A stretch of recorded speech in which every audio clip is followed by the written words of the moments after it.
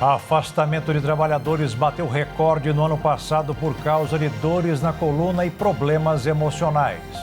8 ministros do Supremo Tribunal Federal têm irmãos, filhos ou esposas atuando como advogados em processos na corte.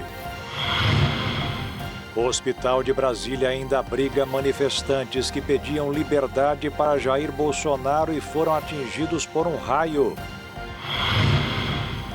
Litro de gasolina vai ficar 14 centavos mais barato nas refinarias da Petrobras a partir de amanhã. Presidente dos Estados Unidos, Donald Trump, diz que agentes vão continuar agindo se democratas não ajudarem o país a expulsar imigrantes. 37 estados americanos mantêm alerta com tempestade histórica de neve com mortes e prejuízos. Presidente Lula pede ao presidente da FIFA, Gianni Infantino, para que o Mundial de Clubes de 2029 seja disputado no Brasil. E o Brasil é cada vez mais procurado pelos turistas interessados em cirurgias estéticas seguras e com resultado. A partir de agora, no Jornal das 22.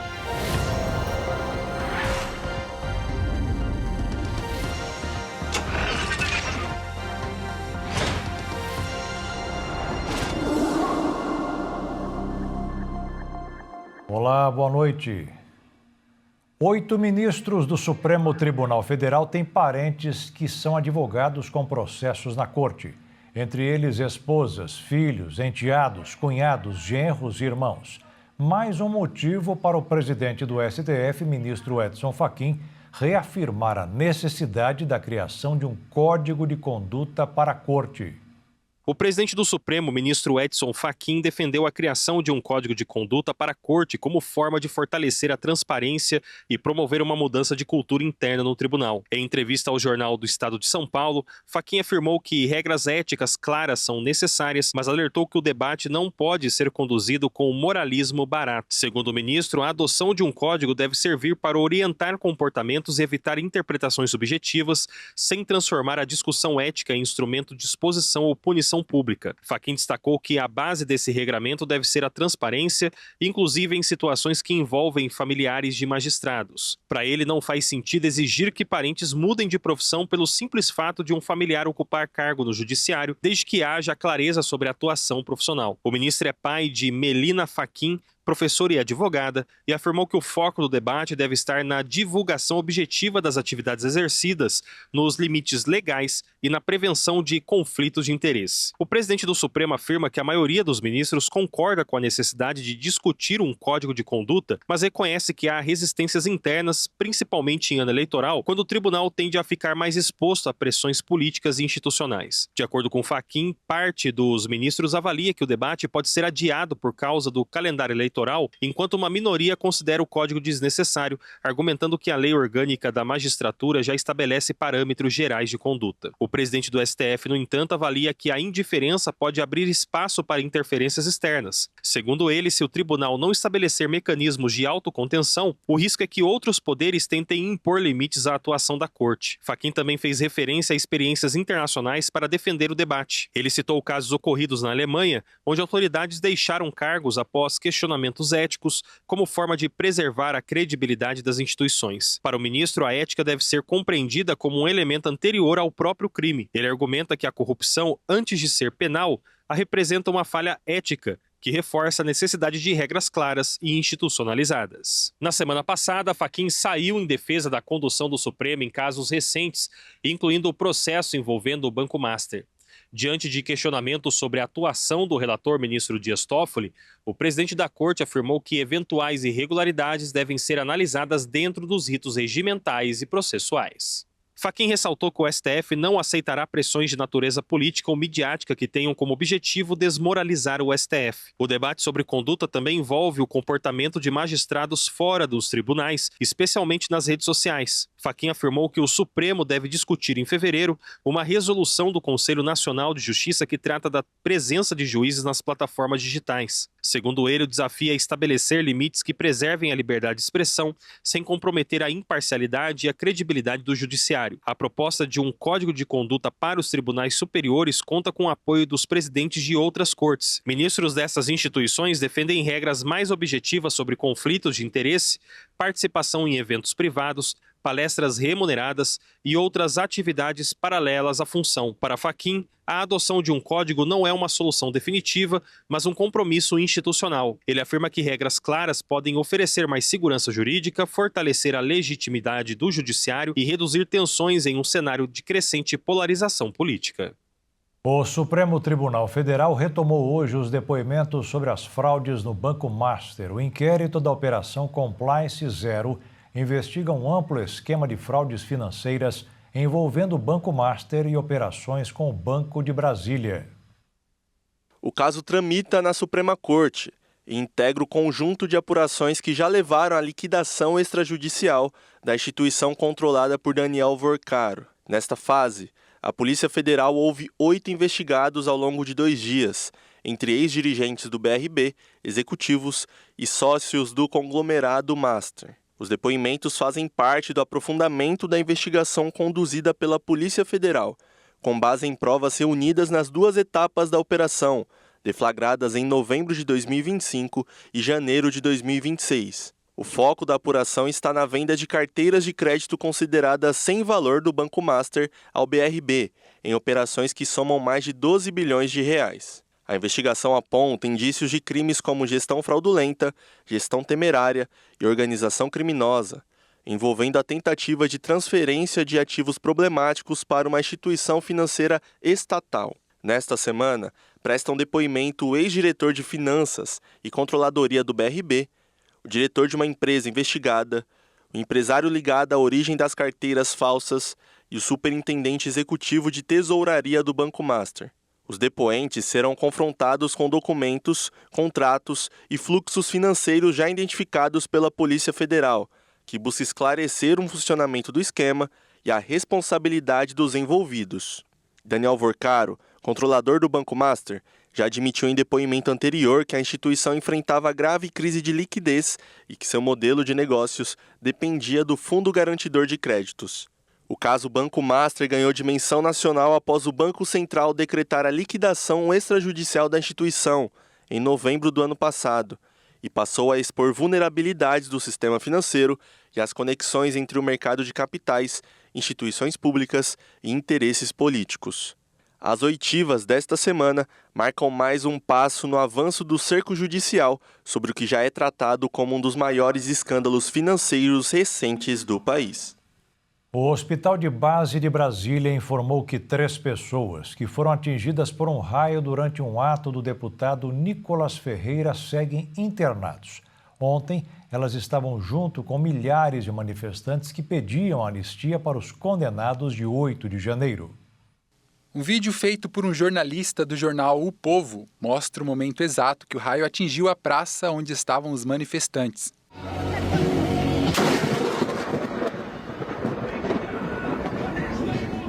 Depois do raio, pessoas desacordadas foram carregadas nos braços até a ambulância. Também teve pessoas sentadas e deitadas no chão. Algumas vítimas apresentavam sinais de desorientação.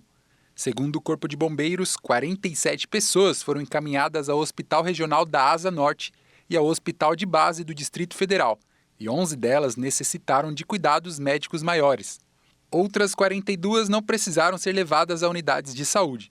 Ainda segundo o grupamento, entre os atendimentos houve casos de pessoas com hipotermia, causados pela queda de temperatura e também como sintoma da descarga elétrica. Um bombeiro explicou que em descargas elétricas desse tipo, o raio pode atingir o chão e se propagar pelo corpo das pessoas. Segundo relatos, quem estava segurando a grade metálica foi mais afetado. Em determinado momento, houve orientação para que o público se mantivesse a cerca de 500 metros da grade. Um guindaste que sustentava uma bandeira do Brasil foi apontado como possível ponto de atração de raios e precisou ser abaixado. O sistema de som e equipamentos elétricos foram desligados por precaução. Os bombeiros também orientaram que as pessoas não se abrigassem embaixo de árvores, mas buscassem locais mais seguros, como prédios. Mesmo após o incidente, o ato não foi cancelado por Nicolas Ferreira, que convocou os apoiadores para recepcioná-lo na Praça do Cruzeiro, quando iniciou a caminhada, dizendo que era pela liberdade dos condenados pelo 8 de janeiro de 2023. Nicolas Ferreira discursou na sequência, sem mencionar o episódio ou os feridos. O partido de Nicolas, o PL, se solidarizou com as vítimas. Em nota publicada nas redes sociais, o partido afirmou que se solidariza com os feridos e suas famílias e que ora pela recuperação deles. Já os parlamentares governistas chamaram Nicolas Ferreira de responsável por não cancelar o evento e colocar as pessoas em risco. O deputado Nicolas Ferreira disse que foi um incidente natural. A rotina do ex-presidente Jair Bolsonaro na Papudinha está na mira do ministro Alexandre de Moraes. O ministro determinou que a Polícia Militar do Distrito Federal entregue em até 5 dias um relatório detalhado sobre todas as atividades do ex-presidente na prisão. O ministro do Supremo Tribunal Federal, Alexandre de Moraes, determinou que a Polícia Militar do Distrito Federal apresente um relatório completo sobre tudo que o ex-presidente Jair Bolsonaro fez desde que passou a cumprir pena de 27 anos e 3 meses na Papudinha, no complexo penitenciário da Papuda, em Brasília. Bolsonaro está custodiado no 19º Batalhão da Polícia Militar, em uma sala de Estado Maior dentro do complexo da Papuda. Agora, o sistema prisional terá prazo de 5 dias para informar todas as atividades realizadas pelo ex-presidente desde a transferência para o local, incluindo visitas de advogados, parentes e amigos, além de consultas médicas, exames, sessões de fisioterapia, eventuais atividades laborais, atividades físicas, leituras e outras ocorrências, tudo com datas e horários. A transferência ocorreu depois de sucessivas reclamações da defesa, incluindo críticas ao barulho do ar-condicionado e às condições do espaço e as negativas do ministro, que alegou que a prisão não era colônia de férias. Na decisão, o ministro Alexandre de Moraes listou diversos privilégios que Bolsonaro possuía na Polícia Federal.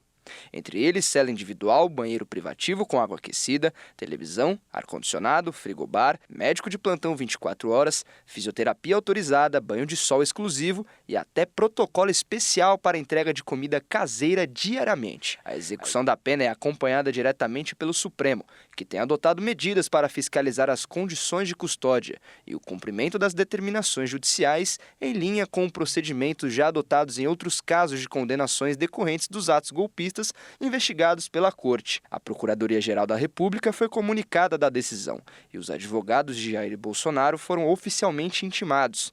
O ex-presidente foi condenado pelo STF por liderar uma tentativa de golpe de Estado após a derrota nas eleições de 2022. E veja a seguir, afastamento de trabalhadores bateu recorde no ano passado por causa de dores na coluna e problemas emocionais. E o litro de gasolina vai ficar 14 centavos mais barato nas refinarias da Petrobras a partir de amanhã.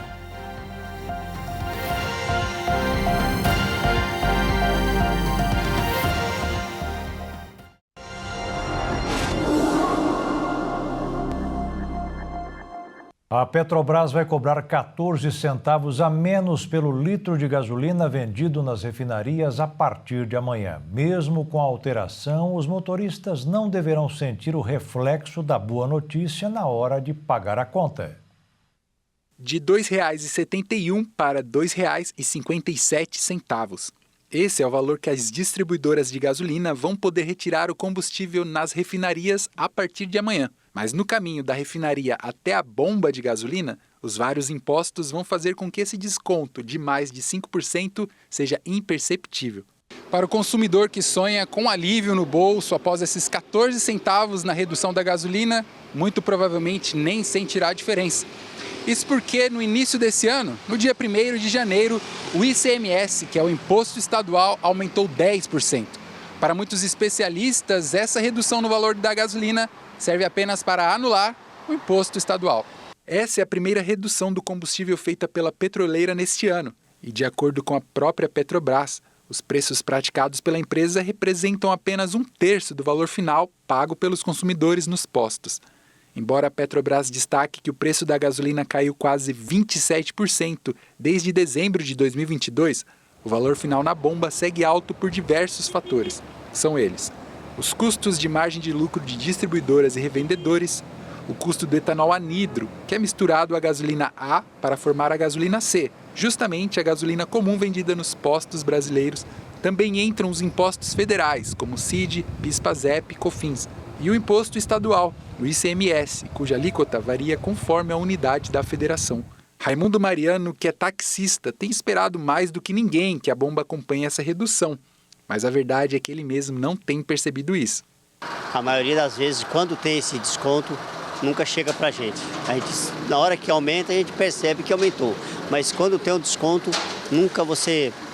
eu não consigo perceber que tive aquele desconto. Pode ser de centavos, mas ele nunca baixa. A gente tem aquele sentimento de cada dia está sendo lesado. Se a gasolina ficou mais barata, já para o diesel, a Petrobras manteve os preços de venda inalterados para as distribuidoras. A semana começou com o mercado financeiro atento à reunião do Banco Central, que depois de amanhã deverá indicar como ficará a taxa básica de juros da economia. A tendência é que não mude nada e permaneça em 15% ao ano. O reflexo foi uma pequena baixa na cotação do dólar, que passou a ser cotado em R$ 5,27. E a Bolsa de Valores ficou praticamente estável, com mais de 178 mil pontos. 4 milhões de brasileiros foram afastados do trabalho no ano passado, o número mais alto dos últimos 5 anos. O que aumentou bastante foram os problemas na coluna, causados por cadeiras inadequadas nas empresas. Com as dores, que em muitos casos viram hérnias, os funcionários são afastados para sempre e passam a receber benefícios. No ano passado foram 237 mil, uma conta a mais para a Previdência Social. No caso dos afastamentos, os trabalhadores voltam depois de um certo tempo. Neste caso, a liderança ficou com os problemas emocionais, como ansiedade e depressão. Em 2025, mais de 546 mil trabalhadores. Com tanta gente nesta situação, o que também aumentou foi a compra de remédios psiquiátricos.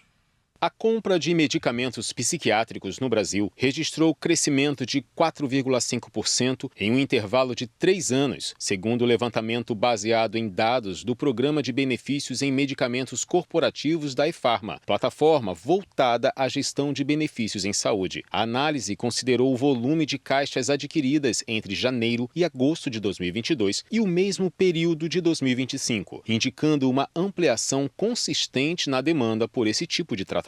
O estudo reuniu informações de usuários que utilizam o programa para obter descontos na compra de remédios em todas as 5 regiões do país. No mesmo intervalo analisado, o número de beneficiários cadastrados teve um crescimento expressivo de 38%, o que também contribui para explicar a maior circulação desses medicamentos no mercado. De acordo com o levantamento, o aumento mais significativo no consumo ocorreu entre adultos de 26 a 45 anos, faixa etária considerada economicamente ativa e inserida no mercado de trabalho.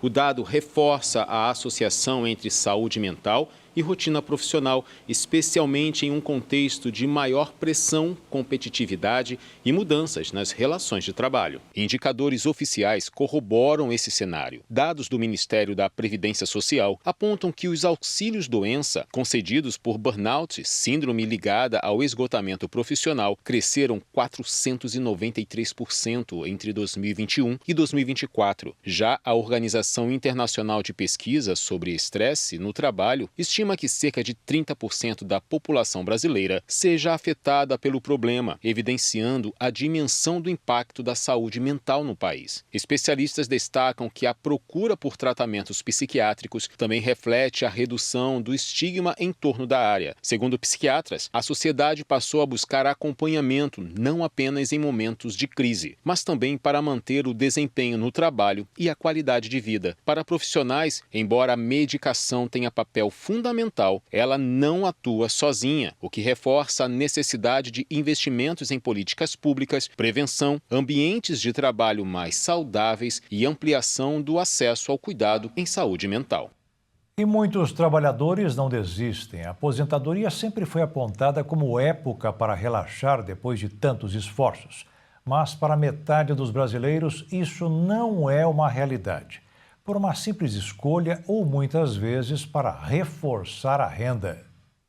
A aposentadoria pode ser um momento de descanso, mas para uma parcela crescente dos brasileiros, não significa uma saída imediata do mercado de trabalho. Segundo dados do IBGE, em 2024, 1 em cada 4 brasileiros com 60 anos ou mais estava empregado. Chegou a 24,4% o nível desse grupo, sendo a maior porcentagem de todos os anos. Entre os homens idosos, 34,2% estavam trabalhando. Entre as mulheres, 16,7%. Na faixa de 70 anos ou mais, 15,7% dos homens e 5,8% das mulheres seguiam no mercado. Segundo dados da Serasa, em parceria com o Instituto Opinion Box, a situação é comum, com cerca de 60% dos aposentados ainda trabalhando. Apesar dos idosos terem um rendimento médio maior que a população em geral, muitos ainda decidem continuar no mercado por conta própria. Mas os motivos são diversos e divididos da seguinte maneira: 63% dizem que seguem na ativa para complementar a renda, 57% para manter uma vida mais dinâmica e 32% para continuar se sentindo produtivos. A legislação permite que aposentados continuem trabalhando com carteira assinada, com manutenção dos direitos trabalhistas. A exceção é a aposentadoria por incapacidade permanente, que é suspensa se houver retorno ao trabalho. Se trabalhar, o aposentado segue contribuindo ao INSS, mas não tem direito a recálculo do benefício nem a auxílios como por incapacidade temporária. Os candidatos a tirar carteira de motorista em São Paulo não precisam mais fazer teste de baliza, que é a manobra para estacionar o carro. A medida entrou hoje em vigor. O fim da baliza autorizado pelo Conselho Nacional de Trânsito já começou a valer no Amazonas, Espírito Santo e Mato Grosso do Sul. A previsão é que outros estados anunciem ainda esta semana que também deixarão de exigir a manobra. Além do fim da baliza, o CONTRAN autorizou que sejam utilizados veículos elétricos durante os exames. Antes, eram permitidos apenas para pessoas com deficiência, porque os elétricos são muito mais fáceis de manobrar. E veja a seguir, o presidente dos Estados Unidos, Donald Trump, diz que agentes vão continuar agindo se democratas não ajudarem o país a expulsar os imigrantes. E 37 estados americanos mantêm alerta contra os efeitos da tempestade de neve mais intensa da história do país.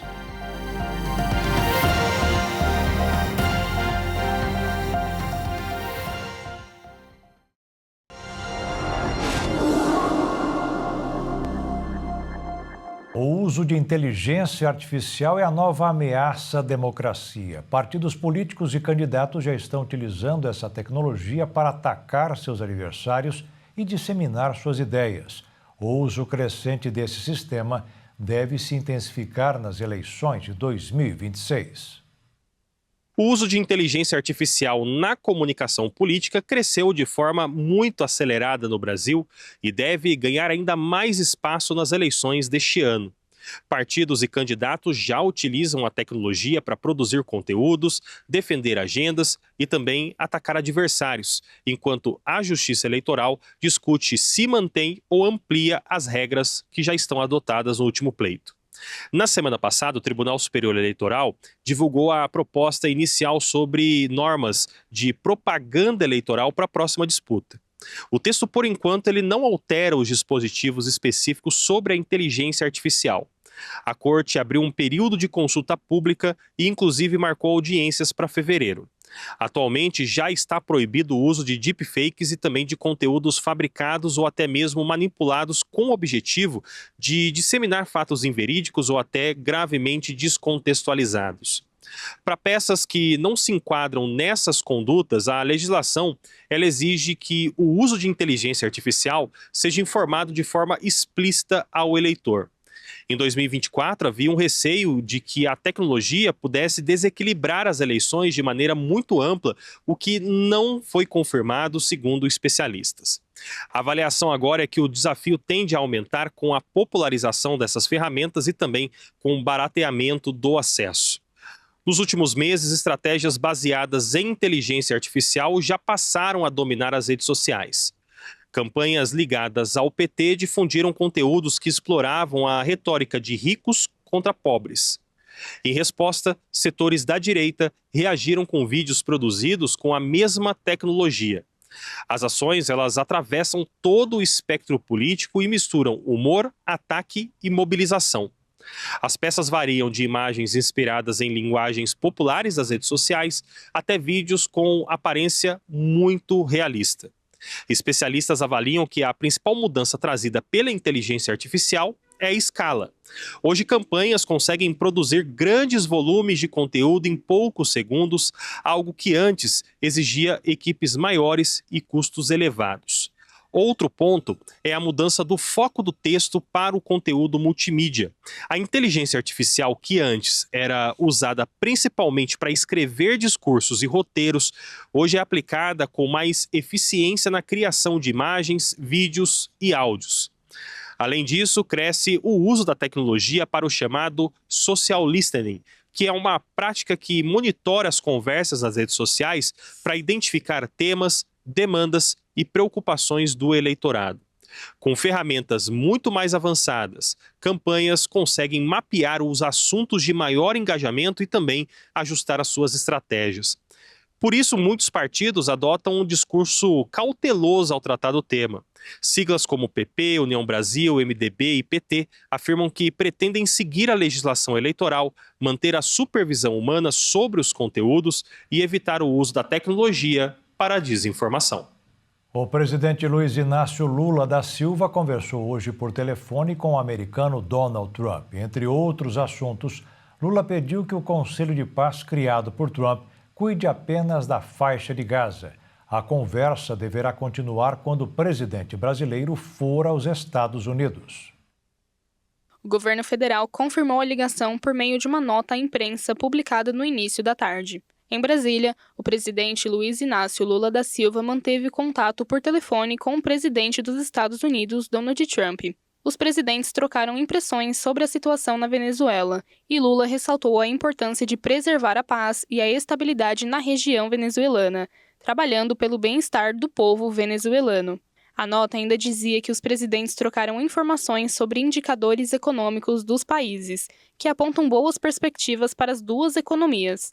O presidente Trump afirmou que o crescimento econômico dos Estados Unidos e do Brasil é positivo para a região como um todo, e ambos os presidentes saudaram o bom relacionamento construído nos últimos meses. Do lado americano, Trump tem manifestado que permanece acessível ao diálogo e convidou o presidente brasileiro a aprofundar as conversas sobre comércio e outras questões estratégicas. Lula marcou uma visita a Washington após sua viagem à Indonésia e à Coreia do Sul em fevereiro, com a data ainda para ser fixada. Porém, o presidente brasileiro não confirmou se irá participar do Conselho de Paz promovido por Trump.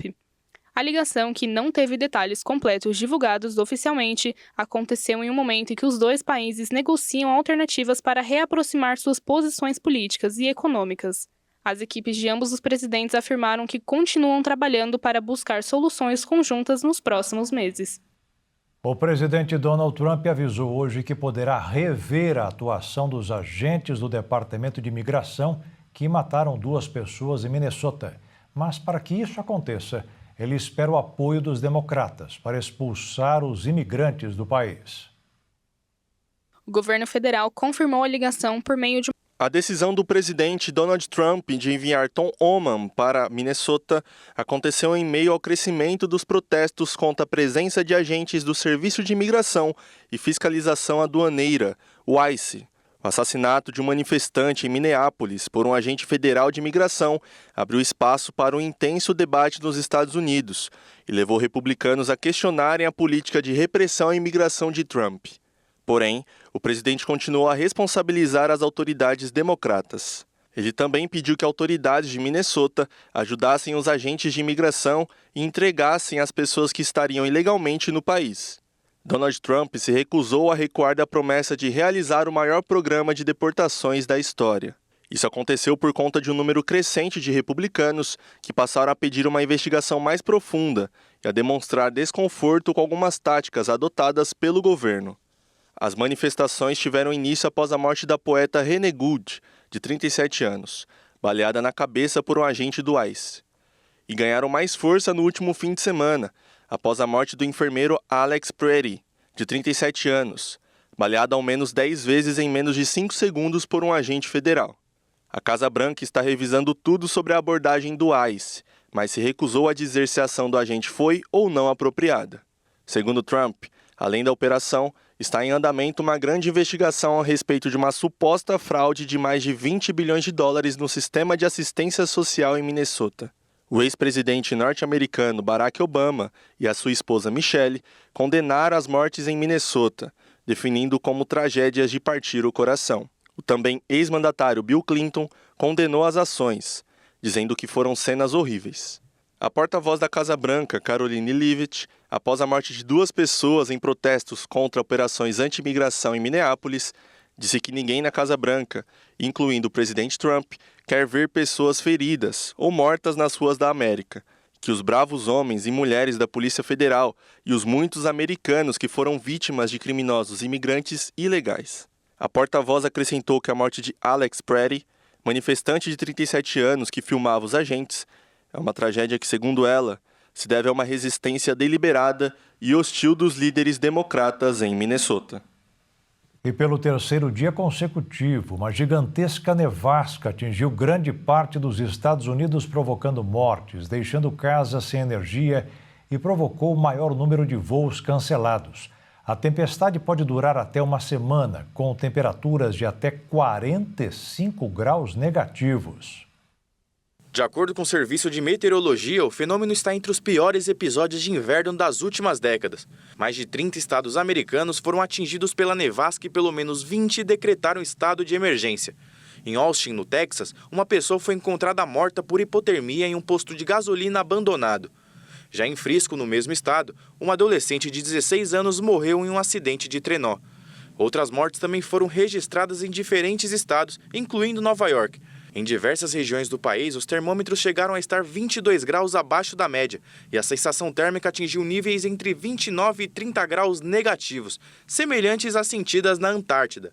Um site de monitoramento mostrou que quase 1 milhão de clientes ficaram sem energia elétrica, principalmente no sul dos Estados Unidos, onde a tempestade se intensificou no sábado.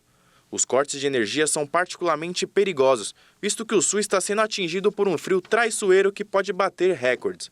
A Secretaria de Transporte dos Estados Unidos informou que mais de 11 mil voos foram cancelados e cerca de 17 mil sofreram atrasos apenas no domingo, fazendo do dia o mais crítico para a aviação comercial desde 2020. 7 pessoas morreram e um tripulante ficou gravemente ferido na queda de um jato particular durante a decolagem, em meio à tempestade. O fenômeno provocou o acúmulo de 28 centímetros de neve no Central Park, em Nova York, quebrando o recorde anterior registrado há mais de 120 anos.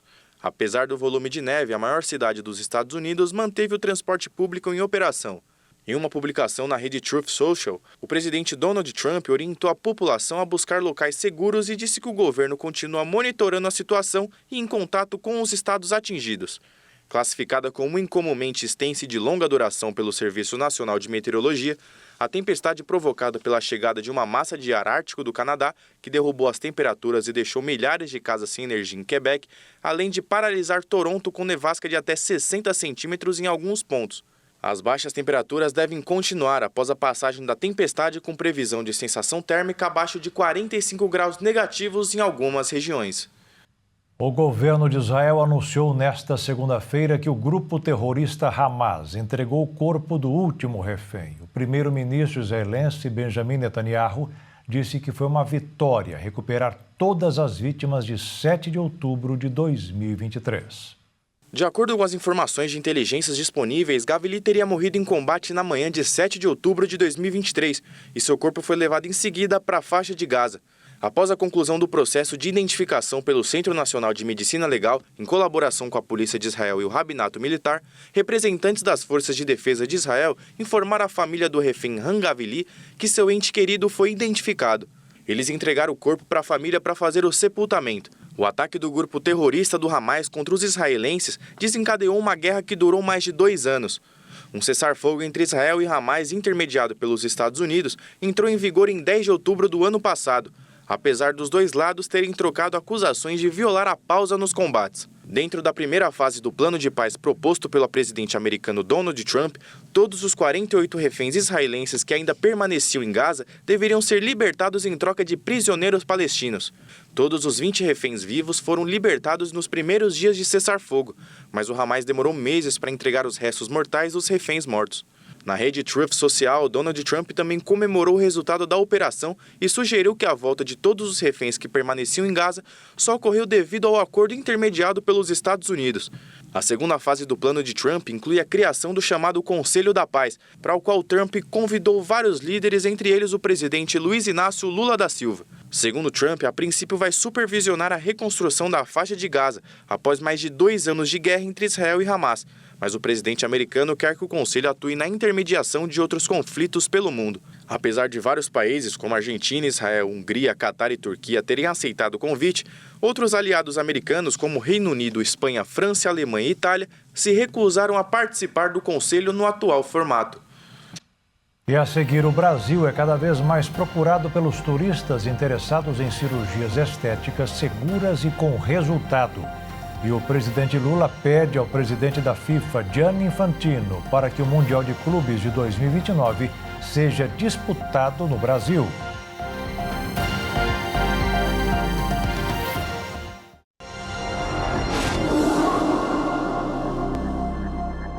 Uma quadrilha age furtando cabos subterrâneos no Rio de Janeiro. O grupo fingia fazer parte de uma concessionária de energia.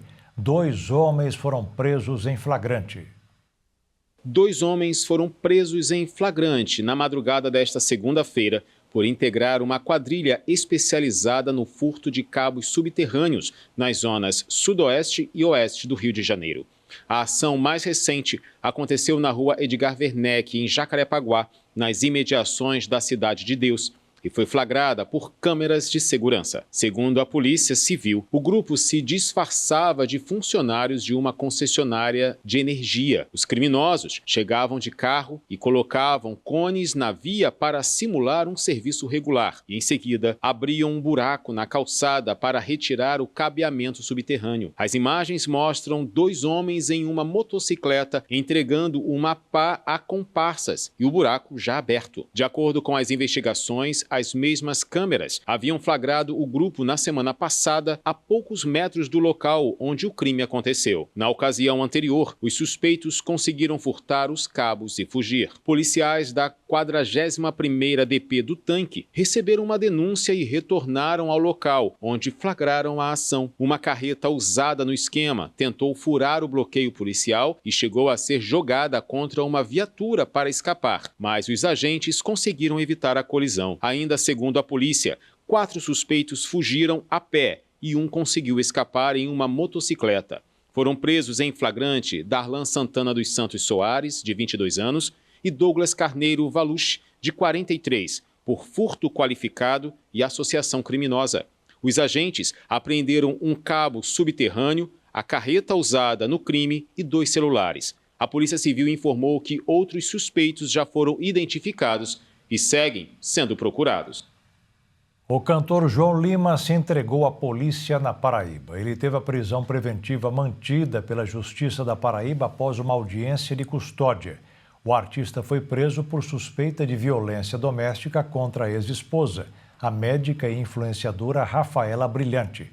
A prisão ocorreu após a repercussão de vídeos divulgados nas redes sociais que mostraram agressões de João Lima contra Rafaela. Começaram hoje as inscrições para o ProUni, para mais de 500 mil bolsas de estudo. O programa Universidade para Todos seleciona estudantes para vagas em instituições particulares de ensino superior com bolsas parciais ou integrais. A seleção é feita por meio das notas dos participantes nas 2 últimas edições do Enem, sem ter zerado a prova de redação. As inscrições poderão ser feitas até a próxima quinta-feira no site do Ministério da Educação. O presidente Luiz Inácio Lula da Silva se reuniu hoje com o presidente da FIFA, Gianni Infantino, e pediu para que a Copa do Mundo de Clubes de 2029 seja realizada no Brasil. O presidente da CBF, Samir Chaud, e o técnico da seleção brasileira, Carlo Ancelotti, também participaram no encontro no Palácio do Planalto. A reunião serviu para tratar principalmente do futebol feminino. Gianni Infantino está no Brasil há alguns dias por conta do evento de lançamento da marca da Copa do Mundo Feminina de 2027, que será disputada no Brasil. Para aproveitar a visita, o Mundial de Clubes foi incluído nas conversas. E até o momento, o único clube brasileiro garantido na disputa é o Flamengo, campeão da Libertadores de 2025. O Brasil é um dos principais destinos para o turismo estético. O número de estrangeiros que vêm para o país para fazer cirurgias plásticas aumenta sem parar. O Brasil vem crescendo cada vez mais como um dos principais destinos para estrangeiros aproveitarem suas férias. Mas além de um ótimo país para viagens a passeio, o Brasil também é um destino para o turismo estético. O Brasil ocupa uma posição de destaque no mercado internacional de cirurgias plásticas. Pacientes estrangeiros de alto poder aquisitivo vêm escolhendo o país não apenas pelo custo baixo dos procedimentos estéticos, mas pela previsibilidade e estrutura médica e pela experiência oferecida ao longo de toda a jornada cirúrgica. Os dados mostram que entre 12% e 15% das cirurgias estéticas realizadas no Brasil envolvem pacientes estrangeiros. E São Paulo é o estado que concentra a maior parte desses casos. Cidades como Ribeirão Preto, Campinas, São Paulo e São José do Rio Preto são as mais procuradas. E além de segurança, logística, previsibilidade e acompanhamento em todas as etapas do processo, agora, na época de carnaval, os turistas também aproveitam mais do que nunca para realizarem seus procedimentos. Pela conveniência, clínicas estruturam agendas e protocolos alinhados ao calendário do carnaval, um período em que muitos visitantes vêm para aproveitar e prolongam a estadia para cirurgias. O avanço do turismo estético aumentou os serviços de concierge médico responsáveis por organizar translado, hospedagem, suporte logístico e acompanhamento contínuo. Isso amplia o impacto econômico, alcançando áreas como hotelaria, transporte e serviços personalizados. E o Jornal das 22 termina aqui. Uma boa noite para você e fique na paz. Tchau.